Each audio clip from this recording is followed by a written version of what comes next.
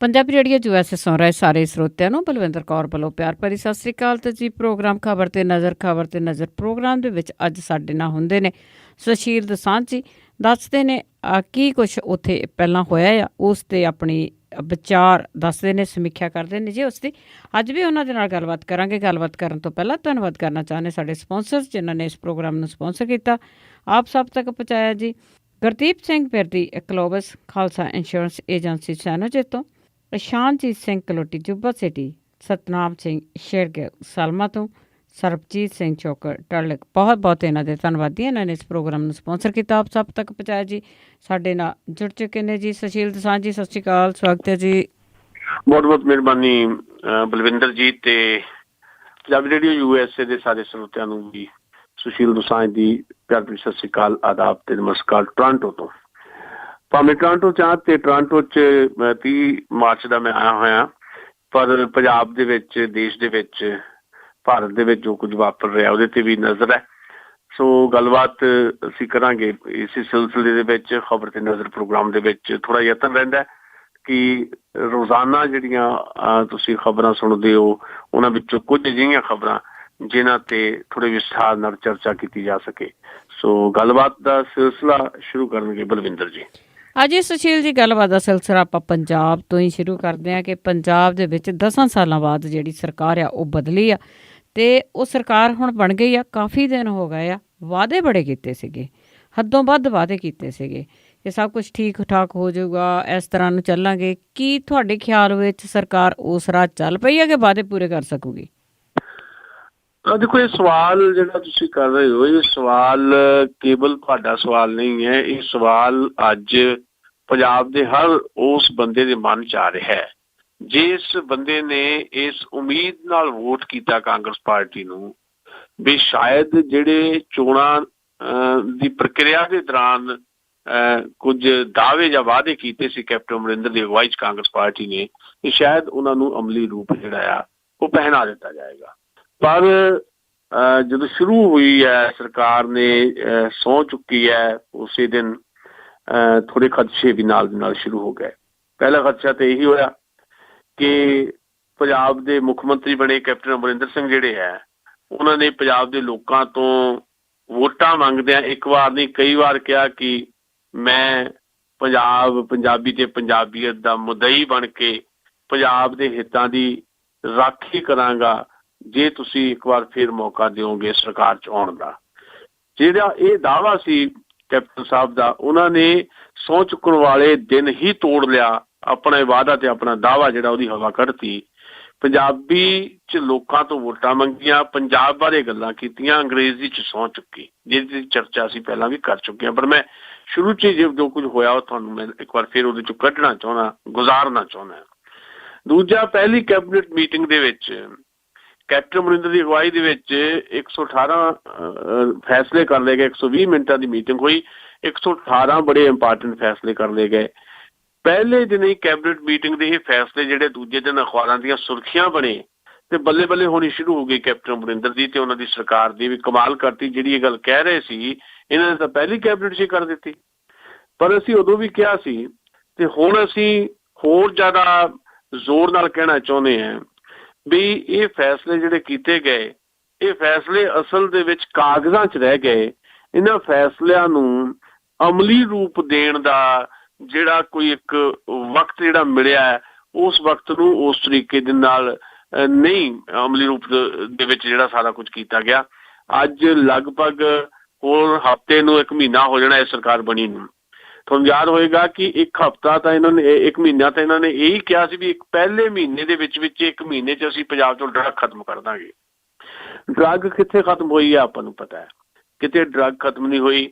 ਦੂਜੀ ਗੱਲ, ਜਿਹੜੇ ਬਾਕੀ ਵਾਅਦੇ ਕੀਤੇ ਗਏ ਆ ਜਿਹਦੇ 'ਚ ਖਾਸ ਤੌਰ ਦੇ ਉੱਤੇ VIP ਕਲਚਰ ਦਾ, ਲਾਲ ਬੱਤੀ ਦਾ ਮਸਲਾ ਸੀ, ਉਹਦੇ 'ਤੇ ਖੁਦ ਹੀ ਸਰਕਾਰ ਕਿੱਦਾਂ ਬੈਕਫੁੱਟ 'ਤੇ ਆਈ ਹੈ। ਉਹਨਾਂ ਦੇ ਆਪਣੇ ਮੰਤਰੀ ਕਹਿਣ ਲੱਗ ਪਏ ਵੀ ਮਸੀਂ ਤਾਂ ਗੋਡੇ ਰਗੜ ਕੇ ਸਾਨੂੰ ਲਾਲ ਬੱਤੀ ਮਿਲੀ, ਅਸੀਂ ਤਾਂ ਲਾਲ ਬੱਤੀ ਛੱਡਦੇ ਨਹੀਂ। ਹੁਣ ਲਾਲ ਬੱਤੀ ਕਲਚਰ ਖਤਮ ਕਰਨ ਦੇ ਨਾਂ ਦੇ ਉੱਤੇ ਆਪਣੇ ਹੀ ਵਾਅਦਿਆਂ ਤੋਂ ਪਿੱਛੇ ਹਟਦੀ ਦਿਖਾਈ ਦਿੱਤੀ ਸੀ ਕੈਪਟਨ ਅਮਰਿੰਦਰ ਦੀ ਸਰਕਾਰ। ਇੱਕ ਸੋਸ਼ਲ ਮੀਡੀਆ ਦਾ ਦਬਾਅ ਪਿਆ, ਫਿਰ ਕੈਪਟਨ ਅਮਰਿੰਦਰ ਨੇ ਕਹਿ ਦਿੱਤਾ ਕਿ ਨਹੀਂ, ਅਸੀਂ ਮੰਤਰੀ ਜਾਂ ਬਾਕੀ ਲੋਕ ਕੋਈ ਲਾਲ ਬੱਤੀ ਨਹੀਂ ਲਾਵਾਂਗੇ। ਪਰ ਲਾਲ ਬੱਤੀ ਨਾ ਲਾਉਣ ਦੇ ਨਾਲ ਹੀ ਕਿਤੇ VIP ਕਲਚਰ ਖਤਮ ਹੋ ਜਾਂਦਾ। VIP ਕਲਚਰ ਜਾਂ VVIP ਕਲਚਰ ਜਾਂ ਲਾਲ ਬੱਤੀ ਕਲਚਰ ਜਿਹੜਾ ਹੈ, ਲਾਲ ਬੱਤੀ ਲਾਉਣ ਦੇ ਨਾਲ ਖਤਮ ਨਹੀਂ ਹੋਣਾ, ਉਹ ਤੁਹਾਡੇ ਅਮਲਾਂ 'ਚ ਦਿਖਾਈ ਦੇਣਾ ਚਾਹੀਦਾ। ਅਮਲ ਇਹ ਹੈ ਕਿ 13-14 ਜਿਹੜੇ ਹੈ ਉਹ OSD ਲਾ ਲਿਆ, ਤੇ ਹੁਣ ਬਕਾਇਦਾ ਬਿੱਲ ਲਿਆਂਦਾ ਜਾ ਰਿਹਾ ਹੈ ਕਿ ਪਾਰਲੀਮਾਨੀ ਸੈਕਟਰੀ ਜਿਹੜੇ ਬਣਾਉਣੇ ਆ। ਤੇ ਉਹ ਬਾਕੀ ਮਸਲੇ ਵੀ ਜਿਹੜੇ ਆ, ਜਿਹੜੇ ਵਾਅਦੇ ਕੀਤੇ ਸੀ ਜਾਂ ਕੈਬਨਿਟ 'ਚ ਫੈਸਲੇ ਕਰ ਲੈਣ, ਉਹਦੇ 'ਚ ਮੈਂ ਕਹਿਣਾ ਸਿਰਫ ਇਹ ਚਾਹੁੰਦਾ ਵੀ ਜਿਹੜੇ ਉਹ ਫੈਸਲੇ ਆ ਕੈਬਨਿਟ ਦੇ, ਉਹਨਾਂ ਨੂੰ ਲਾਗੂ ਕਰਨਾ ਕੋਈ ਬਹੁਤਾ ਔਖਾ ਕੰਮ ਵੀ ਨਹੀਂ ਹੈ, ਕਿਉਂਕਿ ਉਹਦੇ ਵਾਸਤੇ ਕੋਈ ਨਵੇਂ ਫੰਡਸ ਦੀ ਜ਼ਰੂਰਤ ਨਹੀਂ। ਉਹ ਮਹਿਕਮਿਆਂ ਦੇ ਵਿੱਚ ਕੋਈ ਚੀਜ਼ਾਂ ਦਰੁਸਤ ਕੀਤੀਆਂ ਜਾ ਸਕਦੀਆਂ, ਜਿਹਦੇ ਕਰਕੇ ਉਹ ਸਾਰੀਆਂ ਚੀਜ਼ਾਂ ਥਾਂ ਸਿਰ ਆ ਸਕਦੀਆਂ, ਪਰ ਇਹ ਹੁੰਦਾ ਦਿਖਾਈ ਨਹੀਂ ਦੇ ਰਿਹਾ, ਕਿਉਂਕਿ ਇੰਟਰਸਟ ਕਿਤੇ ਹੋਰ ਹੈ। ਇੰਟਰਸਟ ਇਹ ਹੈ ਕਿ ਪੰਜਾਬ 'ਚ 5 ਸਾਲ ਹੁਣ ਰਾਜ ਕਰਨਾ ਹੈ, ਲੋਕਾਂ ਨੂੰ ਇੱਕ ਭਰਮ ਦੇ ਵਿੱਚ ਪਾ ਕੇ ਰੱਖਣਾ ਹੈ ਕਿ ਅਸੀਂ ਕੰਮ ਕਰ ਰਹੇ ਹਾਂ, ਤੇ ਅਖਬਾਰਾਂ ਤੇ ਮੀਡੀਆ ਦੇ ਵਿੱਚ ਉਹ ਗੱਲ ਜਿਹੜੀ ਜ਼ੋਰ ਦੇ ਕੇ ਕਹਿਣੀ ਹੈ, ਅਮਲੀ ਰੂਪ ਦੇ ਵਿੱਚ ਉਹ ਸਾਰੇ ਕੰਮ ਕਰਨੇ ਹੈ ਜਿਹੜੇ ਕੰਮਾਂ ਵਾਸਤੇ 10 ਸਾਲ ਤੱਕ ਤਰਸਦੇ ਰਹੇ ਕਾਂਗਰਸੀ ਵੀ ਸਾਡੀ ਸਰਕਾਰ ਨਹੀਂ ਤਾਂ ਹੁਣ ਅਸੀਂ ਕੀ ਕਰੀਏ।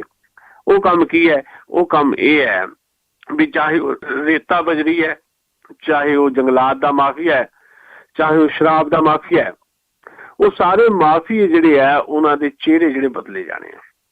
ਚਿਹਰੇ ਬਦਲਣ ਦੀ ਕਵਾਇਦ ਵੀ ਲਗਭਗ ਸ਼ੁਰੂ ਹੋ ਗਈ ਹੈ। ਮੇਰੇ ਕਹਿਣ ਤੋਂ ਭਾਵ ਇਹ ਹੈ ਵੀ ਕਹਿ ਦੇਣਾ ਉਹ ਗੱਲ ਹੋਰ ਹੈ। ਦੋ ਪ੍ਰਾਇਮਰੀ ਜਿਹੜੀਆਂ ਚੀਜ਼ਾਂ ਹੈਗੀਆਂ ਜੀ ਪੰਜਾਬ ਦੀਆਂ ਜਾਂ ਦੇਸ਼ ਦੀਆਂ ਕਿਤੇ ਵੀ ਕਿਸੇ ਵੀ ਸੁਸਾਇਟੀ ਦੇ ਵਿੱਚ, ਉਹ ਹੈਗੀ ਹੈ ਐਜੂਕੇਸ਼ਨ ਤੇ ਹੈਲਥ। ਇਹਨਾਂ ਦੋਨਾਂ ਚੀਜ਼ਾਂ ਵੱਲ ਇਸ ਸਰਕਾਰ ਦਾ ਕਿਤੇ ਕੋਈ ਧਿਆਨ ਦਿਖਾਈ ਨਹੀਂ ਦੇ ਰਿਹਾ। ਜੇ ਧਿਆਨ ਹੈ ਤਾਂ ਲੋਕਾਂ ਨੂੰ ਏਦਾਂ ਭਰਮ ਖੜਾ ਕੀਤਾ ਜਾ ਰਿਹਾ ਵੀ ਅਸੀਂ ਨਵੇਂ ਕਾਲਜ ਹੋਰ ਖੋਲ ਦੇਣੇ ਆ, ਨਵੇਂ ਸਕੂਲ ਹੋਰ ਖੋਲ ਦੇਣੇ ਆ। ਨਵੇਂ ਸਕੂਲ ਖੋਲ ਕੇ ਜਾਂ ਨਵੇਂ ਕਾਲਜ ਖੋਲ ਕੇ ਪੰਜਾਬ ਦੀ ਸਿੱਖਿਆ ਦੀ ਪ੍ਰਣਾਲੀ ਜਿਹੜੀ ਹੈ ਉਹਦਾ ਸੁਧਾਰ ਨਹੀਂ ਕੀਤਾ ਜਾ ਸਕਦਾ। ਜ਼ੋਰ ਤਾਂ ਇਸ ਗੱਲ ਦੀ ਹੈ ਵੀ ਜਿਹੜੇ ਪਹਿਲੇ ਕਾਲਜ ਤੇ ਸਕੂਲ ਹੈ ਜਾਂ ਜਨਤਕ ਖੇਤਰ ਦੇ ਜਿਹੜੇ ਬਾਕੀ ਅਦਾਰੇ ਹੈ, ਉਹ ਜਿਹੜੇ ਬਹੁਤ ਹੀ ਮਰਨਾਊ ਅਵਸਥਾ 'ਚ ਪਹੁੰਚੇ ਹੋਏ ਹੈ, ਉਹਨਾਂ ਨੂੰ ਦਰੁਸਤ ਕੀਤਾ ਜਾਏ। ਉਹ ਤਾਂ ਕੀਤਾ ਨਹੀਂ ਜਾ ਰਿਹਾ। ਉਲਟਾ ਨਵੀਆਂ ਚੀਜ਼ਾਂ ਖੋਲ੍ਹਣ ਦੇ ਨਾਂ ਤੇ, ਨਵੇਂ ਫਲਾਈਓਵਰ ਬਣਾਉਣ ਦੇ ਨਾਂ ਦੇ ਉੱਤੇ, ਨਵੇਂ ਸਕੂਲ ਜਾਂ ਬਿਲਡਿੰਗਾਂ ਬਣਾਉਣ ਦੇ ਨਾਂ ਦੇ ਉੱਤੇ ਕਰਪਸ਼ਨ ਦੇ ਨਵੇਂ ਰਸਤੇ ਖੋਲ੍ਹੇ ਜਾਣੇ ਆ। ਓਵਰਆਲ ਜਦੋਂ ਆਪਾਂ ਗੱਲ ਕਰਦੇ ਹਾਂ ਤੇ ਮੈਂ ਇਹ ਸਮਝਦਾ ਕਿ ਕੈਪਟਨ ਅਮਰਿੰਦਰ ਦੀ ਸਰਕਾਰ ਨੇ ਜਿਹੜੇ ਬਹੁਤ ਲੰਮੇ ਚੌੜੇ ਵਾਅਦੇ ਤੇ ਫੈਸਲੇ ਕਰ ਲਏ ਹੈ, ਹੁਣ ਇਹ ਸਰਕਾਰ ਉਹਦੇ ਵਿੱਚ ਖੁਦ ਫਸਣ ਵਾਲੀ ਹੈ। ਪਹਿਲੀ ਗੱਲ ਕਹਿਣੀ ਵੀ ਸ਼ੁਰੂ ਕਰ ਦਿੱਤੀ ਹੈ ਕਿ ਪੰਜਾਬ ਸਰਕਾਰ ਦਾ ਖਜ਼ਾਨਾ ਖਾਲੀ ਹੈ। ਸਾਡਾ ਜਿਹੜੀ ਸਰਕਾਰ ਗਈ ਉਹ ਸਾਰਾ ਖਜ਼ਾਨਾ ਖਾਲੀ ਕਰ ਗਈ ਹੈ। ਇਹਦਾ ਮਤਲਬ ਕਹਿਣ ਦਾ ਇਹੀ ਹੈ ਵੀ ਅਸੀਂ ਹੁਣ ਕੁਝ ਨਹੀਂ ਕਰ ਸਕਦੇ। ਕਿਸਾਨਾਂ ਦੇ ਕਰਜ਼ੇ ਦਾ ਮਸਲਾ ਆ, ਮੋਦੀ ਸਾਹਿਬ ਕੋਲ ਜਾਏ ਕਿਸਾਨਾਂ ਦੇ ਕਰਜ਼ੇ ਵਾਸਤੇ। ਜਾਂ ਤੁਹਾਨੂੰ ਪਤਾ ਸੀ ਵੀ ਤੁਹਾਡੀ ਸਰਕਾਰ ਜੇ ਆ ਗਈ ਤੇ ਦਿੱਲੀ ਦੀ ਸਰਕਾਰ ਨੇ ਤਾਂ ਤੁਹਾਡੀ ਬਾਂਹ ਫੜਨੀ ਨਹੀਂ, ਫਿਰ ਤੁਸੀਂ ਐਡੇ ਲੰਮੇ ਚੌੜੇ ਵਾਅਦੇ ਕਿਉਂ ਕੀਤੇ ਕਿ ਪੰਜਾਬ ਦੇ ਕਿਸਾਨਾਂ ਦੇ ਕਰਜ਼ਿਆਂ ਦੇ ਉੱਤੇ ਲੀਕ ਮਾਰ ਦਾਂਗੇ। ਉਹ ਲੀਕ ਕਿੱਥੇ ਮਾਰਨੀ ਸੀ, ਸਗੋਂ ਕਰਜ਼ਾ ਇਹਨਾਂ ਦਿਨਾਂ 'ਚ ਹੋਰ ਵਧਣਾ।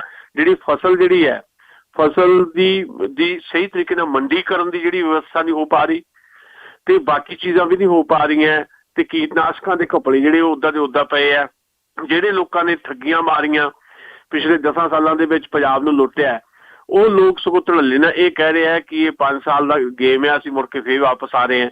ਤੇ ਜਦੋਂ ਸਰਕਾਰ 'ਚ ਨਹੀਂ ਸੀ ਉਦੋਂ ਤੁਸੀਂ ਕਹਿੰਦੇ ਸੀ ਅਸੀਂ ਆਉਂਦੇ ਇਹਨਾਂ ਲੋਕਾਂ ਦੇ ਖਿਲਾਫ ਜਿਹੜਾ ਐਕਸ਼ਨ ਲਵਾਂਗੇ। ਮੈਂ ਇਹ ਤਾਂ ਨਹੀਂ ਕਹਿੰਦਾ ਕਿ ਬਦਲਾਖੋਰੀ ਦੀ ਕੋਈ ਸਿਆਸਤ ਕੀਤੀ ਜਾਏ, ਪਰ ਜਿਹਨਾਂ ਲੋਕਾਂ ਨੇ ਸੱਚਮੁੱਚ ਪੰਜਾਬ ਨੂੰ ਠੱਗਿਆ, ਲੁੱਟਿਆ, ਉਹਨਾਂ ਲੋਕਾਂ ਤੇ 1 ਇੰਚ ਵੀ ਕੋਈ ਹਾਲੇ ਤੱਕ ਐਕਸ਼ਨ ਨਾ ਹੋਣਾ, ਉਹ ਇਹ ਦਰਸਾਉਂਦਾ ਹੈ ਕਿ ਇਸ ਸਰਕਾਰ ਦੀਆਂ ਪ੍ਰਾਇਓਰਟੀਜ਼ ਕੁਝ ਹੋ ਰਿਹਾ ਹੈ।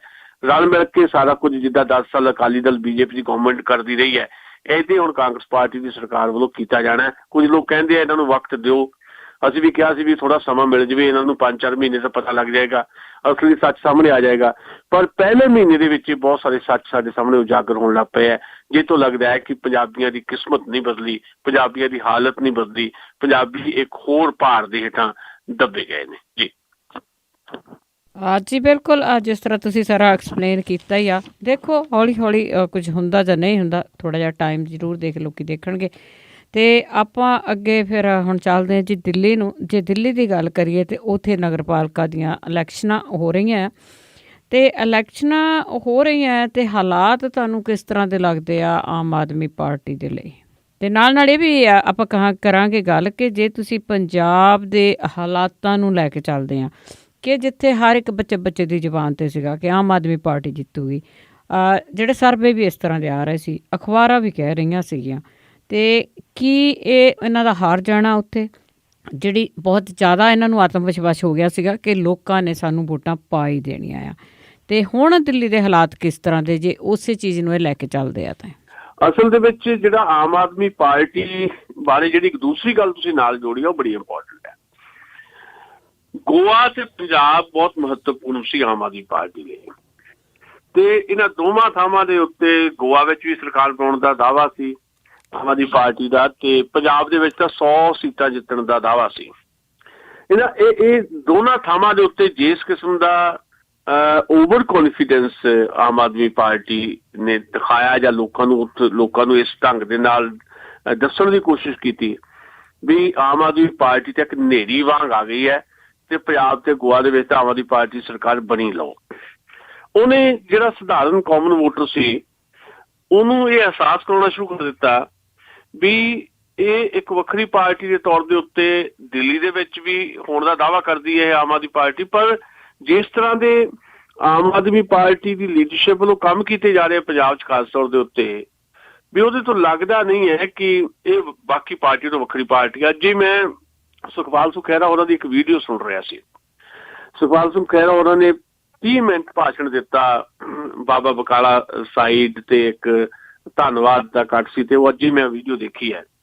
ਮੈਂ ਇਸ ਕੋਲੋਂ ਕਾਫੀ ਖੁਸ਼ ਵੀ ਹਾਂ ਕਿ ਜਿਹੜੀਆਂ ਗੱਲਾਂ ਅਸੀਂ ਚੋਣਾਂ ਤੋਂ ਪਹਿਲਾਂ ਕਹਿੰਦੇ ਰਹੇ ਆਮ ਆਦਮੀ ਪਾਰਟੀ ਬਾਰੇ ਜਾਂ ਆਮ ਆਦਮੀ ਪਾਰਟੀ ਦੀ ਲੀਡਰਸ਼ਿਪ ਬਾਰੇ ਜਾਂ ਸੁਝਾਅ ਦੇ ਤੌਰ ਤੇ ਅਸੀਂ ਜਿਹੜੀਆਂ ਗੱਲਾਂ ਕਹਿੰਦੇ ਰਹੇ ਹਾਂ, ਉਦੋਂ ਜਦੋਂ ਅਸੀਂ ਕਹਿੰਦੇ ਸੀ ਸਾਡੀ ਗੱਲ ਕੋਈ ਮੰਨੀ ਨਹੀਂ ਸੀ ਜਾਂਦੀ, ਅੱਜ ਸੁਖਪਾਲ ਸਿੰਘ ਖਹਿਰਾ ਨੇ ਉਹ ਸਾਰੀਆਂ ਗੱਲਾਂ ਖੁਦ ਕਹੀਆਂ। ਉਹਨਾਂ ਨੇ ਖੁਦ ਕਿਹਾ ਕਿ ਸਾਨੂੰ ਜਿਹੜਾ ਓਵਰ ਕੌਨਫੀਡੈਂਸ ਹੈ ਮਾਰ ਗਿਆ। ਮੈਂ ਓਵਰ ਕੌਨਫੀਡੈਂਸ ਤੋਂ ਵੀ ਅੱਗੇ ਜਾ ਕੇ ਇੱਕ ਲਫ਼ਜ਼ ਵਰਤਣਾ ਚਾਹੁੰਦਾ ਕਿ ਇੱਕ ਘਮੰਡ ਸੀ ਸ਼ਾਇਦ, ਕਿ ਉਸ ਘਮੰਡ ਨੇ 25% ਵੋਟਾਂ ਜਿਹੜੀਆਂ ਲੋਕ ਸਭਾ ਚੋਣਾਂ 'ਚ ਪਈਆਂ ਸੀ ਆਮ ਆਦਮੀ ਪਾਰਟੀ ਨੂੰ, ਉਹ 25% ਤੋਂ ਘਟਾ ਕੇ 23% ਕਰਤੀਆਂ, 2% ਵੋਟਾਂ ਘਟਾਤੀਆਂ। ਦੂਜੀ ਗੱਲ ਸੁਖਪਾਲ ਸਿੰਘ ਖਹਿਰੇ ਨੇ ਜਿਹੜੀ ਇਹ ਗੱਲ ਕਹੀ ਹੈ ਵੀ ਦਿੱਲੀ ਦਾ ਥੋਪਣਾ, ਦਿੱਲੀ ਦੀ ਲੀਡਰਸ਼ਿਪ ਦਾ ਥੋਪਣਾ ਪੰਜਾਬ ਦੇ ਉੱਤੇ, ਉਹ ਪੰਜਾਬ ਵੀ ਬਰਦਾਸ਼ਤ ਨਹੀਂ ਕਰ ਸਕੇ ਤੇ ਪੰਜਾਬ ਦੇ ਲੋਕਾਂ ਨੇ ਇਹ ਫੀਲਿੰਗ ਲਈ ਵੀ ਸ਼ਾਇਦ ਚੋਣਾਂ ਤੋਂ ਬਾਅਦ ਪੰਜਾਬੋਂ ਬਾਹਰ ਕੋਈ ਬੰਦਾ ਲਿਆ ਕੇ ਸਾਡੇ ਉੱਤੇ ਠੋਸ ਦੇਣਾ ਹੈ, ਮੁੱਖ ਮੰਤਰੀ ਉਹਨੂੰ ਬਣਾ ਦੇਣਾ ਹੈ। ਇਹ ਗੱਲਾਂ ਮੈਂ ਨਹੀਂ ਕਹਿ ਰਿਹਾ, ਹੁਣ ਇਹ ਗੱਲਾਂ ਮੈਂ ਪਹਿਲਾਂ ਕਹਿੰਦਾ ਰਿਹਾ ਭਾਵੇਂ, ਪਰ ਅੱਜ ਮੈਂ ਨਹੀਂ ਕਹਿ ਰਿਹਾ। ਇਹ ਗੱਲਾਂ ਅੱਜ ਮੈਂ ਸੁਖਪਾਲ ਸਿੰਘ ਖਹਿਰਾ ਦੇ ਮੂੰਹ ਸੁਣੀਆਂ। ਇਹ ਗੱਲਾਂ ਜਦੋਂ ਅਸੀਂ ਕਰ ਰਹੇ ਹਾਂ ਤੇ ਫਿਰ ਦਿੱਲੀ ਦੀ ਗੱਲ ਜਦੋਂ ਨਾਲ ਜੋੜਦੇ ਹਾਂ ਤਾਂ ਦਿੱਲੀ ਮੈਂ ਸਮਝਦਾ ਕਿ ਬਹੁਤ ਜ਼ਿਆਦਾ ਚੈਲੰਜੇਬਲ ਹੈ, ਬਹੁਤ ਜ਼ਿਆਦਾ ਚੁਣੌਤੀ ਭਰੀ ਹੈ ਇਸ ਵੇਲੇ ਦਿੱਲੀ ਅਰਵਿੰਦ ਕੇਜਰੀਵਾਲ ਤੇ ਉਹਨਾਂ ਦੀ ਪਾਰਟੀ ਆਮ ਆਦਮੀ ਪਾਰਟੀ ਦੀ। ਕਾਰਨ ਇਹ ਹੈ ਵੀ ਜਦੋਂ 28 ਸੀਟਾਂ ਸੀ ਆਮ ਆਦਮੀ ਪਾਰਟੀ ਕੋ ਕਾਂਗਰਸ ਪਾਰਟੀ ਨੇ ਰਲ ਕੇ ਸਰਕਾਰ ਬਣਾਈ ਸੀ ਤੇ ਕਾਂਗਰਸ ਪਾਰਟੀ ਦੇ ਭਰੋਸਾ ਆਪਣਾ ਹਮਾਇਤ ਵਾਪਸ ਜਿਨ੍ਹਾਂ ਦੀ, ਉਸ ਤੋਂ ਬਾਅਦ ਦਿੱਲੀ ਦੇ ਲੋਕਾਂ ਦੇ ਮਨ 'ਚ ਇੱਕ ਹਮਦਰਦੀ ਪੈਦਾ ਹੋਈ ਸੀ ਆਮ ਆਦਮੀ ਪਾਰਟੀ ਦੀ। ਉਹ ਹਮਦਰਦੀ ਜਿਹੜੀ ਸੀ ਇਸ ਕਿਸਮ ਦੀ ਸੀ ਕਿ ਦੇਖੋ ਇਹ ਤਾਂ ਕੰਮ ਵਧੀਆ ਕਰਦੇ ਸੀ, ਪਰ ਕਾਂਗਰਸ ਪਾਰਟੀ ਨੇ ਜਾਣਬੁੱਝ ਕੇ ਸਰਕਾਰ ਡੇਗੀ ਹੈ, ਇਸ ਕਰਕੇ ਇਹਨਾਂ ਨੂੰ ਪੂਰੀ ਤਰ੍ਹਾਂ ਜਿਤਾਇਆ ਜਾਏ। ਤੇ ਉਹ ਪੂਰੀ ਤਰ੍ਹਾਂ ਜਿਤਾਇਆ ਕਿੱਦਾਂ? ਦਿੱਲੀ ਦੀ ਜਨਤਾ ਨੇ 17 ਤੋਂ 67 ਸੀਟਾਂ ਦੇ ਦਿੱਤੀਆਂ ਤੇ ਉਹ ਜਿਹੜੀ 17 ਤੋਂ 67 ਸੀਟਾਂ ਮਿਲੀਆਂ ਸੀ, ਉਹ ਮਿਲੀਆਂ ਤਾਂ ਸੀ ਹਮਦਰਦੀ ਕਰਕੇ ਵੀ ਅਰਵਿੰਦ ਕੇਜਰੀਵਾਲ ਨੂੰ ਕੰਮ ਨਹੀਂ ਕਰ ਦਿੱਤਾ ਕਾਂਗਰਸ ਨੇ, ਸੋ ਇਸ ਕਰਕੇ ਇਹਨਾਂ ਨੂੰ ਕੰਮ ਦੇਣ ਵਾਸਤੇ ਜ਼ਰੂਰ ਇੱਕ ਵਾਰੀ ਮੁੱਖ ਮੰਤਰੀ ਦਾ ਅਹੁਦਾ ਦਿੱਤਾ ਜਾਏ ਤੇ ਦਿੱਲੀ 'ਚ ਉਹਨਾਂ ਦੀ ਸਰਕਾਰ ਬਣਾਈ ਜਾਏ। ਯਾਨੀ ਹਮਦਰਦੀ ਦੀ ਵੋਟ ਸੀ। ਉਹ ਹਮਦਰਦੀ ਦੀ ਵੋਟ ਨੂੰ ਅਰਵਿੰਦ ਕੇਜਰੀਵਾਲ ਤੇ ਉਹਦੀ ਟੀਮ ਨੇ ਇਹ ਸਮਝ ਲਿਆ ਵੀ ਇਹ ਤਾਂ ਸਾਡੀ ਕਾਬਲੀਅਤ ਹੈ ਤੇ ਇਹ ਭਾਵਨਾ ਉਹਨਾਂ ਦੇ ਮਨ 'ਚ ਆਉਣ ਦੇ ਨਾਲ ਉਹਨਾਂ ਨੂੰ ਓਵਰ ਕੌਨਫੀਡੈਂਸ ਹੋ ਗਿਆ, ਬਹੁਤ ਜ਼ਿਆਦਾ ਆਤਮ ਵਿਸ਼ਵਾਸ ਹੋ ਗਿਆ, ਜਿਹਨੂੰ ਮੈਂ ਘਮੰਡ ਕਹਿ ਰਿਹਾ। ਉਸ ਘਮੰਡ ਦੇ ਚੱਲਦਿਆਂ ਹੋਇਆਂ ਹੀ ਪੰਜਾਬ 'ਚ ਉਹਨਾਂ ਨੇ ਉਸ ਕਿਸਮ ਦੀਆਂ ਗਲਤੀਆਂ ਕੀਤੀਆਂ, ਜਿਹੜੀਆਂ ਗਲਤੀਆਂ ਕਰਕੇ ਪੰਜਾਬ ਦੇ ਵਿੱਚ 25% ਤੋਂ ਘੱਟ ਕੇ ਵੋਟ 23% ਰਹਿ ਗਈ ਆਮ ਆਦਮੀ ਪਾਰਟੀ ਦੀ। ਹੁਣ ਅਗਲੀ ਗੱਲ ਇਹ ਹੈ ਦਿੱਲੀ ਦੇ ਵਿੱਚ ਜਿਹੜੀ ਐਮਸੀਡੀ ਦੀ ਚੋਣ ਹੈ ਉਹਦੀ ਸਾਰੀਆਂ ਪਾਰਟੀਆਂ ਵੈਸੇ ਸੰਕਟ ਦੇ ਵਿੱਚ ਹੈ। ਐਮਸੀਡੀ ਜਿਹੜਾ ਨਗਰਪਾਲਿਕਾ ਮਤਲਬ ਉੱਥੇ ਜਿਹੜਾ ਕਬਜ਼ਾ ਆ ਉਹ ਹੈਗਾ ਆਪਣੀ ਭਾਰਤੀ ਜਨਤਾ ਪਾਰਟੀ ਦਾ। ਭਾਰਤੀ ਜਨਤਾ ਪਾਰਟੀ ਨੇ ਸਾਰੀਆਂ ਸੀਟਾਂ ਤੇ ਆਪਣੇ ਕੈਂਡੀਡੇਟ ਦਿੱਤੇ ਆ, ਪਰ ਉਹਨਾਂ 'ਚ ਬਗਾਵਤ ਹੋ ਰਹੀ। ਸੋ ਏਦਾਂ ਹੀ ਜਿਹੜੀ ਮੈਂ ਗੱਲ ਕਰਨ ਚਾਹੁੰਦਾ ਉਹ ਹੈ ਕਿ ਕਾਂਗਰਸ ਪਾਰਟੀ ਦੀ ਵੀ ਦਿੱਕਤ ਏਦਾਂ ਦੀ ਦਿਖਾਈ ਦਿੱਤੀ ਹੈ। ਜੀ ਜੀ, ਕਾਂਗਰਸ ਪਾਰਟੀ ਨੇ ਵੀ ਜਿਹੜੇ ਆਪਣੇ ਕੈਂਡੀਡੇਟਸ ਖੜੇ ਕੀਤੇ ਉਹਨਾਂ 'ਚ ਬਗਾਵਤ ਹੈ। ਦੋ ਤਾਂ ਉਹਨਾਂ ਦੇ ਕੈਂਡੀਡੇਟ ਜਿਹੜੇ ਆ ਮਤਲਬ ਜਿਹੜੀ ਟਿਕਟਾਂ ਚਾਹੁੰਦੇ ਸੀ ਉਹ ਭਾਰਤੀ ਜਨਤਾ ਪਾਰਟੀ ਜੁਆਇਨ ਕਰ ਗਏ। 2 ਵਾਰ ਐਮਐਲਏ ਰਿਹਾ ਇੱਕ ਬੰਦਾ, ਉਹ ਵੀ ਚਲ ਗਿਆ ਭਾਰਤੀ ਜਨਤਾ ਪਾਰਟੀ ਜੀ। ਉਧਰ ਜਿਹੜੀ ਆਮ ਆਦਮੀ ਪਾਰਟੀ ਹੈ ਉਹਦੇ 'ਚ ਵੀ ਕਿਤੇ ਨਾ ਕਿਤੇ ਬਗਾਵਤ ਦੀਆਂ ਚਿੰਗਾਰੀਆਂ ਦਿਖਾਈ ਦੇ ਰਹੀਆਂ, ਪਰ ਸਭ ਤੋਂ ਵੱਡਾ ਚੈਲੰਜ ਆਮ ਆਦਮੀ ਪਾਰਟੀ ਲਈ ਇਹ ਹੈ ਕਿ ਜਿਹੜੀ ਹੁਣ 2.5 ਸਾਲ ਦੀ ਸਰਕਾਰ ਹੈ ਦਿੱਲੀ 'ਚ ਆਮ ਆਦਮੀ ਪਾਰਟੀ ਦੀ ਅਰਵਿੰਦ ਕੇਜਰੀਵਾਲ ਦੀ ਅਗਵਾਈ ਦੇ ਵਿੱਚ, ਇਹ ਉਹਨਾਂ ਦੀ ਸਰਕਾਰ ਦੀ ਕਾਰਗੁਜ਼ਾਰੀ ਦੇ ਉੱਤੇ ਵੋਟ ਪੈਣੀ ਹੈ। ਦਿੱਲੀ ਦੀ ਜਨਤਾ ਨੇ ਵੋਟ ਕਰਨਾ ਹੈ ਅਰਵਿੰਦ ਕੇਜਰੀਵਾਲ ਦੀ 2.5 ਸਾਲ ਦੀ ਕਾਰਗੁਜ਼ਾਰੀ ਨੂੰ। ਇਹ ਗੱਲ ਕਹਿਣ 'ਚ ਕੋਈ ਗੁਰੇਜ਼ ਨਹੀਂ ਹੈ ਵੀ ਦਿੱਲੀ 'ਚ 2 ਖੇਤਰ ਇੱਦਾਂ ਦੇ ਆ, 2 ਸੈਕਟਰ ਇੱਦਾਂ ਦੇ ਜਿਸ 'ਚ ਸੱਚਮੁੱਚ ਹੀ ਅਰਵਿੰਦ ਕੇਜਰੀਵਾਲ ਦੀ ਸਰਕਾਰ ਨੇ ਚੰਗਾ ਕੰਮ ਕੀਤਾ ਹੈ। ਇੱਕ ਐਜੂਕੇਸ਼ਨ ਤੇ ਦੂਸਰਾ ਜਿਹੜਾ ਮੁਹੱਲਾ ਕਲੀਨਿਕ ਉਹਨਾਂ ਨੇ ਖੋਲ੍ਹੇ ਆ ਜਿਹੜੇ, ਉਹਦੇ ਕਰਕੇ ਅਰਵਿੰਦ ਕੇਜਰੀਵਾਲ ਤੇ ਆਮ ਆਦਮੀ ਪਾਰਟੀ ਦੀ ਪ੍ਰਸ਼ੰਸਾ ਵੀ ਹੈ। ਪਰ ਬਾਕੀ ਖੇਤਰਾਂ ਦੇ ਵਿੱਚ ਆਮ ਆਦਮੀ ਪਾਰਟੀ ਦੀ ਸਰਕਾਰ ਉਹ ਕੁਝ ਨਹੀਂ ਕਰ ਸਕੀ ਜਿਹਦੇ ਦਾਅਵੇ ਉਹਨਾਂ ਨੇ ਕੀਤੇ ਸੀ। ਨੰਬਰ 1 ਤਾਂ ਇਹੀ ਹੈ ਕਿ ਲੋਕਾਂ ਨੂੰ ਕਿਹਾ ਗਿਆ ਸੀ ਕਿ ਅਸੀਂ ਕਰਪਸ਼ਨ ਮੁਕਤ ਜਿਹੜੀ ਸਰਕਾਰ ਦੇਵਾਂਗੇ, ਤੇ ਕਰਪਸ਼ਨ ਕਿਤੇ ਏਦਾਂ ਦਿਖਾਈ ਨਹੀਂ ਦਿੱਤੀ ਕਿ ਕਰਪਸ਼ਨ ਖਤਮ ਹੋ ਗਈ ਹੋਵੇ। ਉਹਨਾਂ ਦੇ ਆਪਣੇ ਕਈ ਮੰਤਰੀ ਬਹੁਤ ਸਾਰੇ ਸਕੈਂਡਲਾਂ 'ਚ ਫਸ ਗਏ। ਫਿਰ ਜਿੱਤਣ ਤੋਂ ਤੁਰੰਤ ਬਾਅਦ ਉਹਨਾਂ ਨੇ ਬਹੁਤ ਸਾਰੇ ਆਪਣੇ ਸਿਆਣੇ ਬੰਦੇ ਪਾਰਟੀ 'ਚੋਂ ਬਾਹਰ ਕਰ ਦਿੱਤੇ। ਅਗਲੀ ਗੱਲ ਇਹ ਹੈ ਕਿ ਜਿਹੜੀ ਸਭ ਤੋਂ ਇੰਪੋਰਟੈਂਟ ਹੈ, ਅਰਵਿੰਦ ਕੇਜਰੀਵਾਲ ਹੋਰਾਂ ਨੇ ਸਮੁੱਚਤਾ ਦੇ ਵਿੱਚ ਜਦੋਂ ਆਪਣੀ ਲੀਡਰਸ਼ਿਪ ਨੂੰ ਡਿਵੈਲਪ ਨਹੀਂ ਕੀਤਾ, ਤੇ ਇਹ ਫੀਲਿੰਗ ਆਈ ਹੈ ਲੋਕਾਂ ਨੂੰ ਕਿ ਉਹ ਇਕੱਲੇ ਤੌਰ ਤੇ ਸਾਰਾ ਕੁਝ ਕਰਨਾ ਚਾਹੁੰਦੇ ਆ, ਇਕੱਲੇ ਤੌਰ ਤੇ ਸਾਰਾ ਕੁਝ ਕਰਨਾ ਚਾਹੁੰਦੇ ਆ। ਤੇ ਫਿਰ ਉਹਨਾਂ ਨੇ ਫਰੰਟ ਜਿਹੜੇ ਖੋਲ ਲਏ, ਉਹ ਫਰੰਟ ਇਸ ਢੰਗ ਨਾਲ ਖੋਲ੍ਹੇ ਆ ਕਿ ਉਹਨਾਂ ਦੇ ਇਰਾਦੇ ਜਿਹੜੇ ਆ ਉਹ ਬਦਲਦੇ ਚਲੇ ਗਏ। ਮਸਲਨ ਅੱਜ ਮੈਂ ਕਾਰਟੂਨ ਦੇਖ ਰਿਹਾ ਸੀ ਫੇਸਬੁੱਕ ਦੇ ਉੱਤੇ, ਉਹ ਕਾਰਟੂਨ ਬਣਾਇਆ ਸੀ ਅਰਵਿੰਦ ਕੇਜਰੀਵਾਲ ਦਾ ਕਿਸੇ ਨੇ, ਤੇ ਨਾਲ ਪਾਇਆ ਸੀ 2015 'ਚ ਕੇਜਰੀਵਾਲ ਕਹਿ ਰਿਹਾ ਕਿ ਅਸੀਂ ਕਰਪਸ਼ਨ ਦੇ ਖਿਲਾਫ ਲੜਾਂਗੇ। 2016 'ਚ ਅਰਵਿੰਦ ਕੇਜਰੀਵਾਲ ਕਹਿ ਰਿਹਾ ਕਿ ਅਸੀਂ ਨਰਿੰਦਰ ਮੋਦੀ ਦੇ ਖਿਲਾਫ ਲੜਾਂਗੇ। 2017 'ਚ ਕੇਜਰੀਵਾਲ ਸਾਹਿਬ ਕਹਿ ਰਿਹਾ ਕਿ ਅਸੀਂ ਇਲੈਕਟ੍ਰੋਨਿਕ ਵੋਟਿੰਗ ਮਸ਼ੀਨਾਂ ਦੇ ਖਿਲਾਫ ਲੜਾਂਗੇ। ਯਾਨੀ ਓਵਰਆਲ ਜਿਹੜੇ ਇੱਕ ਆਈਡੀਆ ਲੈ ਕੇ, ਇੱਕ ਆਦਰਸ਼ ਕਿਸਮ ਦੀ ਪੋਲਿਟਿਕਸ ਲੈ ਕੇ ਅਰਵਿੰਦ ਕੇਜਰੀਵਾਲ ਤੁਰੇ ਸੀ, ਉਹ ਕਿਤੇ ਨਾ ਕਿਤੇ ਪਿੱਛੇ ਰਹਿ ਗਏ ਤੇ ਏਜੰਡੇ ਜਿਹੜੇ ਆ ਬਦਲਦੇ ਚਲੇ ਗਏ। ਇਸ ਕਰਕੇ ਮੈਨੂੰ ਇਹ ਲੱਗਦਾ ਹੈ ਕਿ ਅਰਵਿੰਦ ਕੇਜਰੀਵਾਲ ਹੋਰਾਂ ਦੀ ਜਿਹੜੀ ਚੋਣ ਹੈ, ਇਹਦੇ 'ਚ ਅਰਵਿੰਦ ਕੇਜਰੀਵਾਲ ਹੋਰਾਂ ਨੂੰ ਭਰੋਸੇ ਦੀ ਵੋਟ ਹਾਸਲ ਕਰਨੀ ਪੈਣੀ ਆ। ਜਿਹੜਾ ਵਿਧਾਨ ਸਭਾਵਾਂ ਦੇ ਵਿੱਚ ਜਾਂ ਪਾਰਲੀਮੈਂਟ 'ਚ ਆਪਾਂ ਭਰੋਸੇ ਦੀ ਵੋਟ ਹਾਸਲ ਕਰਦੇ ਹਾਂ, ਦਿੱਲੀ ਦੀ ਜਨਤਾ ਤੋਂ ਭਰੋਸੇ ਦੀ ਵੋਟ ਹਾਸਲ ਕਰਨ ਦੀ ਚੁਣੌਤੀ ਅਰਵਿੰਦ ਕੇਜਰੀਵਾਲ ਦੇ ਸਾਹਮਣੇ ਹੈ। ਮੈਂ ਇਹ ਦਾਅਵਾ ਨਹੀਂ ਕਰਦਾ ਵੀ ਉੱਥੇ ਭਾਰਤੀ ਜਨਤਾ ਪਾਰਟੀ ਦੀ ਕਬਜ਼ੇ ਵਾਲੀ ਜਿਹੜੀ MCD ਹੈ, ਉੱਥੇ ਦੁਬਾਰਾ ਭਾਰਤੀ ਜਨਤਾ ਪਾਰਟੀ ਆ ਜਾਏਗੀ, ਜਾਂ ਕਾਂਗਰਸ ਉੱਥੇ ਆ ਜਾਏਗੀ, ਜਾਂ ਆਮ ਆਦਮੀ ਪਾਰਟੀ ਭਾਰਤੀ ਜਨਤਾ ਪਾਰਟੀ ਨੂੰ ਬੇਦਖਲ ਕਰਕੇ ਖੁਦ ਉੱਥੇ ਕਾਬਜ਼ ਹੋ ਜਾਏਗੀ। ਇੱਦਾਂ ਦਾ ਮੇਰੀ ਕੋਈ ਭਵਿੱਖਬਾਣੀ ਨਹੀਂ ਹੈ। ਪਰ ਮੈਨੂੰ ਲੱਗਦਾ ਹੈ ਕਿ ਬਹੁਤ ਮੁਸ਼ਕਲ ਕਾਰਜ ਹੈ ਅਰਵਿੰਦ ਕੇਜਰੀਵਾਲ ਲਈ MCD ਜਿੱਤਣੀ। ਇਹਦੀ 2 ਗੱਲਾਂ ਹੋਰ ਕਰਦੀਆਂ ਮੈਂ ਨਾਲ। ਨੰਬਰ 1, ਜੇ ਸੱਚਮੁੱਚ ਹੀ ਭਰੋਸੇ ਦਾ ਵੋਟ ਹਾਸਲ ਕਰਦੇ ਅਰਵਿੰਦ ਕੇਜਰੀਵਾਲ ਨੇ, ਫਿਰ ਲਾਜ਼ਮੀ ਤੌਰ ਦੇ ਉੱਤੇ ਅੱਜ ਜਿਹੜੀ ਆਮ ਆਦਮੀ ਪਾਰਟੀ ਜਿਹੜੀ ਪਿੱਛੇ ਨੂੰ ਜਾਂਦੀ ਦਿਖਾਈ ਦੇ ਰਹੀ ਹੈ, ਪਛੜਦੀ ਦਿਖਾਈ ਦੇ ਰਹੀ ਹੈ, ਉਹਨੂੰ ਇੱਕ ਸੰਜੀਵਨੀ ਮਿਲੇਗੀ ਤੇ ਆਮ ਆਦਮੀ ਪਾਰਟੀ ਫਿਰ ਤੋਂ ਪੈਰਾਂ ਸਿਰ ਹੋ ਜਾਏਗੀ। ਤੇ ਅਰਵਿੰਦ ਕੇਜਰੀਵਾਲ ਦੀ ਜਿਹੜੀ ਕਹਿ ਲਓ ਵੀ ਫਿਰ ਤੋਂ ਟੂਟੀ ਬੋਲਣੀ ਸ਼ੁਰੂ ਹੋ ਜਾਏਗੀ। ਪਰ ਬਾਈ ਦੇ ਵੇ ਆਮ ਆਦਮੀ ਪਾਰਟੀ ਹਾਰ ਜਾਂਦੀ MCD ਦੀ ਚੋਣਾਂ, ਤੇ ਫਿਰ ਜਿਹੜੀ ਖਿਲਰੀ ਪੱਤਰੀ ਪਾਰਟੀ ਅੱਜ ਦਿਖਾਈ ਦੇ ਰਹੀ ਹੈ ਦਿੱਲੀ 'ਚ ਵੀ, ਪੰਜਾਬ 'ਚ ਵੀ, ਇਹਦੇ 'ਚ ਹੋਰ ਜ਼ਿਆਦਾ ਖਲਾਰਾ ਪੈਣ ਵਾਲਾ ਹੈ ਤੇ ਇਹ ਪਾਰਟੀ ਟੁੱਟਣ ਦੇ ਕਿਨਾਰੇ ਪਹੁੰਚ ਸਕਦੀ ਹੈ। ਅਰਵਿੰਦ ਕੇਜਰੀਵਾਲ ਦੀ ਲੀਡਰਸ਼ਿਪ ਨੂੰ ਇੱਕ ਵੱਡਾ ਖਤਰਾ ਪੈਦਾ ਹੋ ਸਕਦਾ ਹੈ। ਜੀ ਬਿਲਕੁਲ। ਬਹੁਤ ਉਤਰਾ ਚੜਾ ਆਉਂਦੇ ਆ ਪੋਲੀਟਿਕਸ ਦੇ ਵਿੱਚ ਵੀ, ਜੋ ਸਾਂਭ ਗਿਆ ਸੋ ਸਾਂਭ ਗਿਆ। ਤੇ ਅੱਗੇ ਆਪਾਂ ਗੱਲ ਕਰਦੇ ਹਾਂ ਭਾਰਤ ਦੇਸ਼ ਦੇ ਹਾਲਾਤਾਂ ਦੀ, ਕਿ ਜਿਸ ਤਰ੍ਹਾਂ ਆਪਾਂ ਸੁਣਦੇ ਹਾਂ, ਰੋਜ਼ ਹੀ ਸੁਣਦੇ ਹਾਂ ਕਿ ਹਿੰਦੂ ਰਾਸ਼ਟਰ ਬਣਾਉਣਾ, ਪਰ ਇਸ ਦੇ ਵਿੱਚ ਜਿਸ ਤਰ੍ਹਾਂ ਦੇ ਹਾਲਾਤ ਬਣ ਰਹੇ ਆ, ਉਸੇ ਤਰ੍ਹਾਂ ਡਰ ਦੇ ਹਾਲਾਤ ਲੋਕਾਂ ਦੇ ਵਿੱਚ ਬਣ ਰਹੇ ਆ ਕਿ 2019 ਤੱਕ ਜਿਹੜਾ ਇਹ ਮੁਲਕ ਆ, ਉਸ ਦੇ ਹਾਲਾਤ ਕੀ ਹੋਣਗੇ, ਕੀ ਜਿਹੜੀਆਂ ਘੱਟ ਗਿਣਤੀਆਂ ਆ ਉਹਨਾਂ ਨੂੰ ਇੱਥੋਂ ਧੱਕਿਆ ਜਾਊਗਾ ਕਿਤੇ। ਦੇਖੋ, ਸਾਡਾ ਮੁਲਕ ਜਿਹੜਾ ਭਾਰਤ ਹੈ, ਚਾਹੇ ਹਿੰਦੁਸਤਾਨ ਜਾਂ ਇੰਡੀਆ, ਇਸ ਕਰਕੇ ਭਾਰਤ ਨਹੀਂ ਹੈ ਕਿ ਇਹਦਾ ਨਾਂ ਭਾਰਤ, ਇੰਡੀਆ ਜਾਂ ਹਿੰਦੁਸਤਾਨ ਹੈ, ਲੋਕਾਂ ਕਰਕੇ ਹੈ। ਕੋਈ ਵੀ ਮੁਲਕ ਲੋਕਾਂ ਕਰਕੇ ਹੁੰਦਾ ਹੈ। ਤੇ ਸਾਡੇ ਲੋਕ ਜਿਹੜੇ ਆ ਭਾਰਤ ਦੇ, ਜਿੰਨੀ ਵੰਨ-ਸੁਵੰਨਤਾ ਸਾਡੇ ਮੁਲਕ ਦੇ ਵਿੱਚ ਹੈ, ਭਾਈਚਾਰੇ ਜਿੰਨੇ ਹੈਗੇ, ਕਮਿਊਨਿਟੀਜ਼ ਜਿੰਨੀਆਂ ਹੈਗੀਆਂ, ਜਿੰਨੀਆਂ ਜ਼ਾਤਾਂ ਆ, ਜਿੰਨੀਆਂ ਸਬ ਕਾਸਟ ਹੈਗੀਆਂ, ਧਰਮ ਜਿਹੜੇ ਆ, ਇਹ ਮੁਲਕ ਦੀ ਜਿਹੜੀ ਇਹ ਖੂਬਸੂਰਤੀ ਹੈ, ਜੇ ਇਸ ਖੂਬਸੂਰਤੀ ਦੇ ਵਿੱਚ ਥੋੜ੍ਹਾ ਬਹੁਤ ਵੀ ਕੋਈ ਕਲੰਕਿਤ ਕਰਨ ਦੀ ਇਹਨੂੰ ਕੋਸ਼ਿਸ਼ ਕਰੇਗਾ ਤੇ ਮੁਲਕ ਨਹੀਂ ਰਹੇਗਾ। ਪਹਿਲੇ ਮੁਲਕ ਦੇ ਉੱਤੇ ਬਹੁਤ ਵੱਡੀਆਂ ਮੁਸੀਬਤਾਂ ਰਹੀਆਂ, ਧਰਮ ਦੇ ਨਾਂ 'ਤੇ, ਜ਼ਾਤ ਦੇ ਨਾਂ 'ਤੇ, ਫਿਰਕੇ ਦੇ ਨਾਂ 'ਤੇ, ਇਲਾਕੇ ਦੇ ਨਾਂ 'ਤੇ ਜਿਹੜੀ ਸਿਆਸਤ ਹੋਈ ਹੈ ਜਾਂ ਹੋ ਰਹੀ ਹੈ, ਇਹ ਸਿਆਸਤ ਮੁਲਕ ਨੂੰ ਇੱਕ ਰੱਖਣ ਵਾਲੀ ਨਹੀਂ ਹੈ।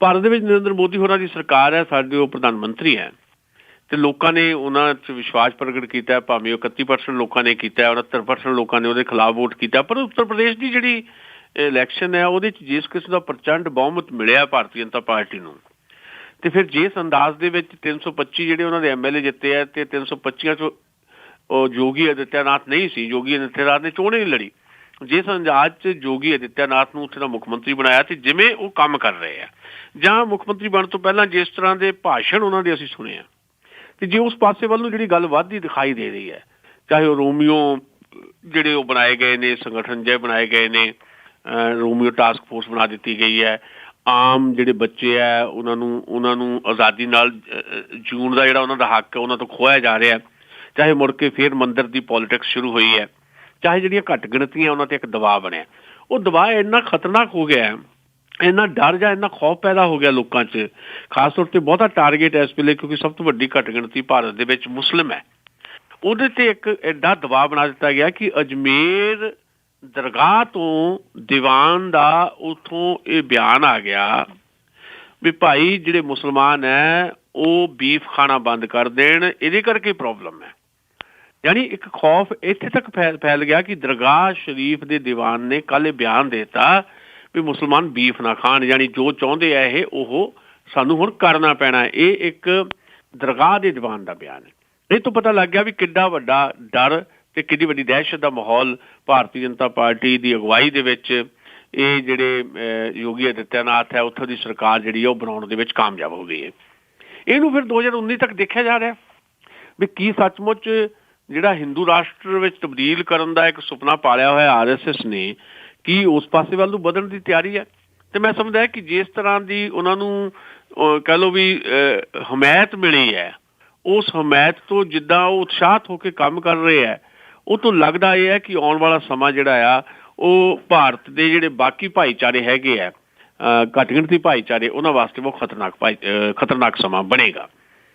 ਮੈਂ ਇਹ ਤਾਂ ਦਾਅਵਾ ਕਰਦਾ ਹਾਂ ਕਿ ਭਾਰਤ ਦੀ ਵੰਨ-ਸੁਵੰਨਤਾ ਕਦੇ ਵੀ ਇਹ ਪ੍ਰਵਾਨ ਨਹੀਂ ਕਰੇਗੀ ਕਿ ਭਾਰਤ ਨੂੰ ਇੱਕ ਖਾਸ ਫਿਰਕੇ ਦੇ ਰਾਸ਼ਟਰ ਵਿੱਚ ਤਬਦੀਲ ਕਰ ਦਿੱਤਾ ਜਾਏ, ਪਰ ਉਹਦੇ ਬਾਵਜੂਦ ਖਤਰਾ ਤਾਂ ਖੜਾ ਹੈ, ਪਰ ਖਤਰੇ ਦੇ ਨਾਲ ਨਾਲ ਉਮੀਦ ਵੀ ਹੈ। ਮੈਂ ਇਹ ਕਹਿਣਾ ਕਿ ਸਗੋਂ ਇਹ ਜਿਹੜਾ ਸਮਾਂ ਹੈ, ਇਹ ਸਮਾਂ ਜਿਹੜੀਆਂ ਰੈਵੋਲੂਸ਼ਨਰੀ ਧਿਰਾਂ ਹੈਗੀਆਂ, ਕ੍ਰਾਂਤੀਕਾਰੀ ਜਿਹੜੀਆਂ ਧਿਰਾਂ ਆ, ਜਾਂ ਪ੍ਰਗਤੀਸ਼ੀਲ ਧਿਰਾਂ ਜਿਹੜੀਆਂ ਹੈਗੀਆਂ, ਜਾਂ ਸੈਕੂਲਰ ਹੋਣ ਦਾ ਦਮ ਭਰਨ ਵਾਲੀਆਂ ਧਿਰਾਂ ਜਿਹੜੀਆਂ ਆ, ਜਾਂ ਵੱਖ-ਵੱਖ ਜਿਹੜੇ ਘੱਟ ਗਿਣਤੀ ਭਾਈਚਾਰੇ ਆ, ਉਹਨਾਂ ਸਾਰਿਆਂ ਦੇ ਇੱਕ ਮੰਚ ਉੱਪਰ ਇਕੱਠੇ ਹੋਣ ਦਾ ਸਮਾਂ ਵੀ ਬਣਦਾ ਜਾ ਰਿਹਾ। ਯਾਨੀ ਮੈਂ ਇਹਨੂੰ ਪੋਜ਼ੀਟਿਵ ਤਰੀਕੇ ਨਾਲ ਦੇਖ ਰਿਹਾ, ਮੈਂ ਨਿਰਾਸ਼ ਨਹੀਂ ਹੈ।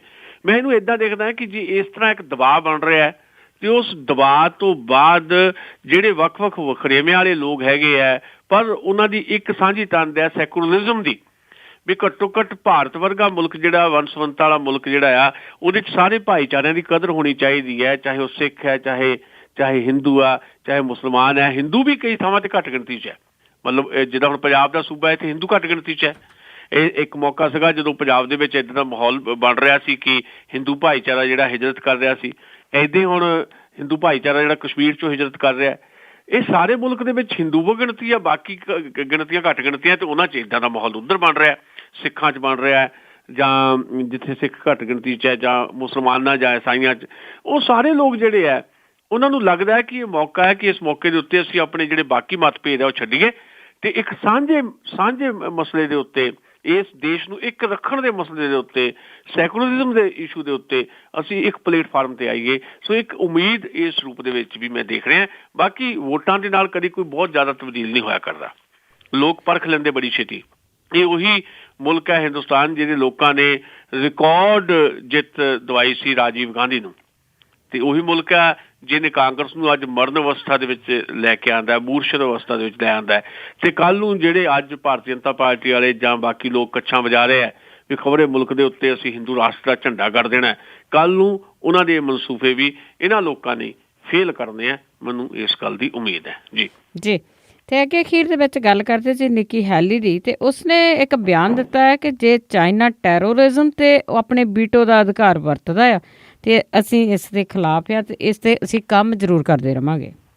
ਦੇਖੋ, ਵੈਸੇ ਤਾਂ ਹਥਿਆਰਾਂ ਦੀ ਮੰਡੀ ਹੈ ਦੁਨੀਆ 'ਚ, ਇੱਕ ਬਹੁਤ ਵੱਡੀ ਲੌਬੀ ਹੈ, ਗਨ ਲੌਬੀ ਜਿਹੜੀ ਹੈ, ਉਹਦੇ ਮੁਤਾਬਕ ਦੁਨੀਆ ਦੇ ਹਰ ਖਿੱਤੇ ਦੇ ਵਿੱਚ ਜਿਹੜਾ ਅਮਨ ਤੇ ਸ਼ਾਂਤੀ ਦੇ ਵਿਚਾਲੇ ਜਿਹੜਾ ਟਕਰਾਅ ਦੀਆਂ ਸਥਿਤੀਆਂ ਪੈਦਾ ਕੀਤੀਆਂ ਜਾਂਦੀਆਂ, ਪਰ ਖਾਸ ਤੌਰ ਦੇ ਉੱਤੇ ਜਿਹੜੇ ਪੀੜਤ ਮੁਲਕ ਨੇ, ਮਤਲਬ ਭਾਰਤ ਪੀੜਤ ਹੈ ਟੈਰਰਿਜ਼ਮ ਤੋਂ, ਅਮਰੀਕਾ ਵੀ ਪੀੜਤ ਹੈ, ਰਸ਼ੀਆ ਵੀ ਪੀੜਤ ਹੈ, ਪਾਕਿਸਤਾਨ ਜਿਹੜਾ ਅਸੀਂ ਜ਼ਿਕਰ ਕਰ ਰਹੇ ਹਾਂ ਉਹ ਭਾਰਤ ਤੋਂ ਵੀ ਜ਼ਿਆਦਾ ਪੀੜਤ ਹੈ ਟੈਰਰਿਜ਼ਮ ਤੋਂ। ਪਰ ਪਾਕਿਸਤਾਨ 'ਚ ਕੁਝ ਤਾਕਤਾਂ ਜਿਹੜੀਆਂ ਬੈਠੀਆਂ, ਜਿਹੜੀਆਂ ਹਿੰਦੁਸਤਾਨ 'ਚ ਵੀ ਕੁਝ ਇੱਦਾਂ ਦੀਆਂ ਤਾਕਤਾਂ ਹੈਗੀਆਂ, ਜਿਹੜੀਆਂ ਕੁਝ ਇੱਦਾਂ ਦੀਆਂ ਜਿਹੜੀਆਂ ਸ਼ਕਤੀਆਂ ਉਹਨਾਂ ਨੂੰ ਪੁਸ਼ਤ ਪਨਾਹੀ ਉਹਨਾਂ ਦੀਆਂ ਕਰਦੀਆਂ। ਹੁਣ ਇਹ ਮਸੂਦ ਅਜ਼ਹਰ ਦੇ ਮਾਮਲੇ 'ਚ ਜਿਹੜਾ ਭਾਰਤ ਨੂੰ ਲੋੜੀਂਦਾ ਤੇ UN 'ਚ ਬਾਰ-ਬਾਰ ਵੀਟੋ ਦੀ ਵਰਤੋਂ ਕਰ ਰਿਹਾ ਚਾਈਨਾ ਉਹਨੂੰ ਬਚਾਉਣ ਲਈ, ਤੇ ਨਿਕ ਹੇਲੀ ਜਿਹੜੇ UN ਦੇ ਵਿੱਚ ਰਾਜਦੂਤ ਨੇ ਅਮਰੀਕਾ ਤੋਂ, ਉਹਨਾਂ ਨੇ ਬਿਲਕੁਲ ਸਪਸ਼ਟ ਕਰ ਦਿੱਤਾ ਵੀ ਭਾਈ ਜੋ ਵੀ ਮਰਜ਼ੀ ਹੈ ਪਰ ਜਿਹੜਾ ਟੈਰਰਿਜ਼ਮ ਹੈ ਉਹਨੂੰ ਬਰਦਾਸ਼ਤ ਨਹੀਂ ਕੀਤਾ ਜਾਏਗਾ ਤੇ ਅਸੀਂ ਇਸ ਮਸਲੇ ਤੇ ਭਾਰਤ ਦੇ ਨਾਲ ਹੈ। ਯਾਨੀ ਉਹਨਾਂ ਨੇ ਭਾਵੇਂ ਸੰਕੇਤ ਦਿੱਤੇ, ਕਹਿਣ ਦਾ ਮਤਲਬ ਉਹਨਾਂ ਦਾ ਇਹੀ ਹੈ ਵੀ ਅਸੀਂ ਟੈਰਰਿਜ਼ਮ ਦੇ ਖਿਲਾਫ ਇੱਕ ਫੋਰਸ ਦੇ ਤੌਰ ਦੇ ਉੱਤੇ ਸਾਰੀ ਦੁਨੀਆ ਨੂੰ ਇੱਕ ਰੱਖਣ ਦੀ ਕੋਸ਼ਿਸ਼ 'ਚ ਹੈ। ਪਰ ਮੈਨੂੰ ਲੱਗਦਾ ਹੈ ਕਿ ਸ਼ਾਇਦ ਮੇਰਾ ਮੰਨਣਾ ਹੈ ਕੁਛ ਇਸ ਕਿਸਮ ਦਾ ਹੈ ਕਿ ਜਿਹੜਾ ਬਾਹਰਲੇ ਮੁਲਕਾਂ 'ਚ ਦਖਲ ਕਿਸੇ ਵੀ ਲੈਵਲ ਦਾ, ਭਾਵੇਂ ਅੱਜ ਅਮਰੀਕਾ ਨੇ ਇਹ ਵੀ ਕਿਹਾ ਕਿ ਭਾਰਤ ਤੇ ਪਾਕਿਸਤਾਨ 'ਚ ਜੇ ਕੁਝ ਮਸਲੇ ਹੈ ਤੇ ਅਸੀਂ ਉਹਦੀ ਵਿਚੋਲਗੀ ਕਰਨ ਨੂੰ ਵੀ ਤਿਆਰ ਹੈ। ਮੈਂ ਨਹੀਂ ਸਮਝਦਾ ਕਿ ਭਾਰਤ ਤੇ ਪਾਕਿਸਤਾਨ ਦੇ ਮਸਲਿਆਂ 'ਚ ਕਿਸੇ ਤੀਸਰੀ ਧਿਰ ਨੂੰ ਵਿਚੋਲਗੀ ਦੇਣ ਦੀ ਜ਼ਰੂਰਤ ਹੈ, ਤੇ ਨਾ ਹੀ ਹਥਿਆਰਾਂ ਦੇ ਇਸ਼ੂ ਦੇ ਉੱਤੇ, ਬਾਕੀ ਇਸ਼ੂਜ਼ ਦੇ ਉੱਤੇ ਕਿਸੇ ਕਿਸਮ ਦੀ ਹੋਰ ਦਖਲ ਦੀ ਲੋੜ ਰਹਿਣੀ ਚਾਹੀਦੀ ਹੈ। ਪਰ ਇਹ ਜ਼ਰੂਰ ਹੈ ਕਿ ਇੱਕ ਸਾਂਝੇ ਮਸਲੇ ਦੇ ਤੌਰ ਦੇ ਉੱਤੇ ਟੈਰਰਿਜ਼ਮ ਨੂੰ ਬਹੁਤੀ ਦੇਰ ਤੱਕ ਬਰਦਾਸ਼ਤ ਨਹੀਂ ਕੀਤਾ ਜਾ ਸਕਦਾ, ਪਰ ਉਹਦੇ ਪਿੱਛੇ ਜਿਹੜੀ ਗਨ ਲੌਬੀ ਹੈ ਪਹਿਲਾਂ ਉਹਨੂੰ ਕੰਟਰੋਲ ਕਰਨ ਦੀ ਜ਼ਰੂਰਤ ਹੈ। ਜਿੰਨੀ ਦੇਰ ਤੱਕ ਗਨ ਲੌਬੀ ਦਾ ਇੱਕ ਦਬਾਅ ਰਹੇਗਾ ਸਰਕਾਰਾਂ ਦੇ ਉੱਤੇ, ਤੇ ਫਿਰ ਉਹ ਜਿਹੜੇ ਹਥਿਆਰ ਵੇਚਣ ਦਾ ਜਿਹੜਾ ਇੱਕ ਪੂਰੇ ਦਾ ਪੂਰਾ ਜਿਹੜਾ ਮੁਨਾਫੇ ਦਾ ਜਿਹੜਾ ਲੁੱਟ ਤੰਤਰ ਹੈ ਉਹ ਇੱਦਾਂ ਬਰਕਰਾਰ ਰਹੇਗਾ, ਤੇ ਫਿਰ ਇਸ ਤਰ੍ਹਾਂ ਦੇ ਮਸਲਿਆਂ ਦੇ ਉੱਤੇ ਵੱਖ-ਵੱਖ ਸਟੈਂਡ ਵੀ ਬਦਲਦੇ ਰਹਿਣਗੇ। ਕੁਝ ਸਟੈਂਡ ਜਿਹੜੇ ਇੱਦਾਂ ਦੇ ਦਿਖਾਈ ਦੇਣਗੇ ਵੀ ਖਬਰੇ ਭਾਰਤ ਦੇ ਪੱਖ 'ਚ ਕੋਈ ਸਟੈਂਡ ਹੈ, ਕੱਲ੍ਹ ਨੂੰ ਪਾਕਿਸਤਾਨ ਦੇ ਪੱਖ 'ਚ ਕੋਈ ਸਟੈਂਡ ਹੋ ਸਕਦਾ ਹੈ। ਸਾਰੀ ਦੁਨੀਆ ਨੂੰ ਅੱਜ ਦਾ ਸਮਾਂ ਇਸ ਕਿਸਮ ਦਾ ਹੈ। UN ਜਿਹੜੀ ਆ ਇੱਕ ਕਿਸਮ ਦੀ ਡੰਮੀ ਆਰਗੇਨਾਈਜੇਸ਼ਨ ਮੈਨੂੰ ਦਿਖਾਈ ਦਿੰਦੀ ਰਹਿੰਦੀ ਹੈ, ਤੇ ਇੱਦਾਂ ਨਾਟੋ ਆ, ਤੇ ਸਾਰੀਆਂ ਚੀਜ਼ਾਂ ਨੂੰ ਕੰਟਰੋਲ ਜਿਵੇਂ ਕੀਤਾ ਜਾਂਦਾ ਹੈ, ਤੇ ਉਹਦੇ 'ਚ ਮੈਨੂੰ ਇਹ ਲੱਗਦਾ ਹੁੰਦਾ ਵੀ ਘੱਟੋ ਘੱਟ ਅੱਜ ਵਕਤ ਇਹ ਆ ਗਿਆ ਕਿ ਜਿਹੜੀਆਂ ਵੱਡੀਆਂ ਤਾਕਤਾਂ ਦੁਨੀਆ ਦੀਆਂ ਹੈਗੀਆਂ ਉਹ ਰਲ ਕੇ ਇੱਕ ਫੈਸਲਾ ਕਰਨ ਕਿ ਅਸੀਂ ਹਥਿਆਰਾਂ ਤੋਂ ਮੁਕਤ ਦੁਨੀਆ ਬਣਾਉਣੀ ਹੈ। ਜਿੰਨੀ ਦੇਰ ਤੱਕ ਇਸ ਦੁਨੀਆ ਨੂੰ ਹਥਿਆਰ ਮੁਕਤ ਨਹੀਂ ਕੀਤਾ ਜਾਂਦਾ, ਤੁਸੀਂ ਨਾਰਥ ਕੋਰੀਆ ਦੇ ਉੱਤੇ ਸੈਂਕਸ਼ਨਸ ਲਾ ਦਿਓ ਵੀ ਉਹ ਪਰਮਾਣੂ ਬੰਬ ਬਣਾ ਰਿਹਾ ਜੀ ਤੇ ਖੁਦ ਪਰਮਾਣੂ ਬੰਬ ਬਣਾਓ, ਇਹ ਤਾਂ ਗੱਲ ਨਹੀਂ ਬਣਦੀ। ਪਾਕਿਸਤਾਨ ਪਰਮਾਣੂ ਬੰਬ ਬਣਾਵੇ, ਭਾਰਤ ਪਰਮਾਣੂ ਬੰਬ ਬਣਾਵੇ, ਅਮਰੀਕਾ ਪਰਮਾਣੂ ਬੰਬ ਬਣਾਵੇ, ਜੇ ਨਾਰਥ ਕੋਰੀਆ ਬਣਾਉਂਦਾ ਤਾਂ ਉੱਤੇ ਪਾਬੰਦੀਆਂ ਲਾ ਦਿਓ। ਲੋੜ ਇਸ ਗੱਲ ਦੀ ਹੈ ਕਿ ਸਭ ਤੋਂ ਪਹਿਲਾਂ ਭਾਰਤ ਇਹ ਕਵੇ ਵੀ ਲਓ ਜੀ ਅਸੀਂ ਪਰਮਾਣੂ ਬੰਬ ਨੂੰ ਤਿਆਗ ਦਿੱਤਾ, ਪਾਕਿਸਤਾਨ ਕਵੇ, ਅਮਰੀਕਾ ਕਵੇ, ਫਿਰ ਨਾਰਥ ਕੋਰੀਆ ਵੀ ਜਾਂ ਬਾਕੀ ਜਿਹੜੇ ਮੁਲਕ ਹੈ ਕੋਈ ਇਸ ਤਰ੍ਹਾਂ ਦੀ ਕੋਈ ਟੈਕਨੀਕ ਦੇ ਨਾਲ ਕੁਝ ਇੱਦਾਂ ਦਾ ਜੰਗੀ ਸਾਜ਼ੋ ਸਮਾਨ ਬਣਾਉਂਦੇ ਆ, ਤੇ ਫਿਰ ਇੱਕ ਅਧਿਕਾਰ ਬਣ ਜਾਂਦਾ। ਸੋ ਅਲਟੀਮੇਟਲੀ ਸਾਰੀਆਂ ਧਿਰਾਂ ਜਿਹੜੀਆਂ, ਸਾਰੇ ਮੁਲਕ, ਸਾਰੇ ਲੋਕ ਪੀੜਤ ਨੇ ਦਹਿਸ਼ਤਗਰਦੀ ਤੋਂ। ਦਹਿਸ਼ਤਗਰਦੀ ਦਾ ਕੋਈ ਧਰਮ ਨਹੀਂ ਹੁੰਦਾ, ਤੇ ਇਸ ਗੱਲ ਨੂੰ ਮੰਨਦਿਆਂ ਹੋਇਆਂ ਉਹਨੂੰ ਖਤਮ ਕਰਨ ਵਾਸਤੇ ਜ਼ਰੂਰੀ ਹੈ ਕਿ ਇੱਕ ਤਾਂ ਸਾਰੇ ਮੁਲਕਾਂ ਦੇ ਆਪਸੀ ਸਦਭਾਵਨਾ ਵਾਲੇ ਮਾਹੌਲ ਵਿੱਚ ਜਾਇਆ ਜਾਏ, ਦੂਜਾ ਘੱਟੋ ਘੱਟ ਜਿਹੜਾ ਹਥਿਆਰਾਂ ਦੀ ਮੰਡੀ ਹੈ ਉਹਨੂੰ ਰਿਡਿਊਸ ਕੀਤਾ ਜਾਏ। ਇੱਕਦਮ ਸਾਰੀ ਨਹੀਂ ਵੀ ਖਤਮ ਹੁੰਦੀ ਤਾਂ ਹੌਲੀ ਹੌਲੀ ਉਹਨੂੰ ਘਟਾਇਆ ਜਾਏ। ਜੀ ਬਹੁਤ ਬਹੁਤ ਤੁਹਾਡਾ ਧੰਨਵਾਦ ਜੀ, ਇਹ ਤੇ ਤੁਸੀਂ ਸਾਡੇ ਨਾਲ ਜੁੜੇ ਤਾਂ ਦੱਸਿਆ ਕਿ ਉੱਥੇ ਕੀ ਕੁਛ ਹੁੰਦਾ ਹੈ, ਆਪਣੇ ਵਿਚਾਰ ਦਿੱਤੇ। ਮਿਹਰਬਾਨੀ, ਸ਼ੁਕਰੀਆ, ਬਹੁਤ ਬਹੁਤ ਧੰਨਵਾਦ, ਸ਼ੁਕਰੀਆ ਜੀ। ਤੇ ਸਰੋਤੇ ਸਨ ਸਾਡੇ ਨਾਲ ਜੁੜੇ ਸੁਸ਼ੀਲ ਦਸਾਂਝ ਜੀ, ਜੋ ਆਪਣੀ ਸਮੀਖਿਆ ਹੀ ਕਰਦੇ ਨੇ ਜੀ, ਆਪਣੇ ਵਿਚਾਰ ਦਿੰਦੇ ਨੇ। ਹੁਣ ਇਸੇ ਦੇ ਨਾਲ ਅੱਜ ਦਾ ਪ੍ਰੋਗਰਾਮ ਇੱਥੇ ਹੀ ਸਮਾਪਤ ਹੈ। ਹੁਣ ਬਲਵਿੰਦਰ ਕੌਰ ਵੱਲੋਂ ਆਪ ਸਭ ਨੂੰ ਹੀ ਪਿਆਰ ਭਰੀ ਸਤਿ ਸ੍ਰੀ ਅਕਾਲ।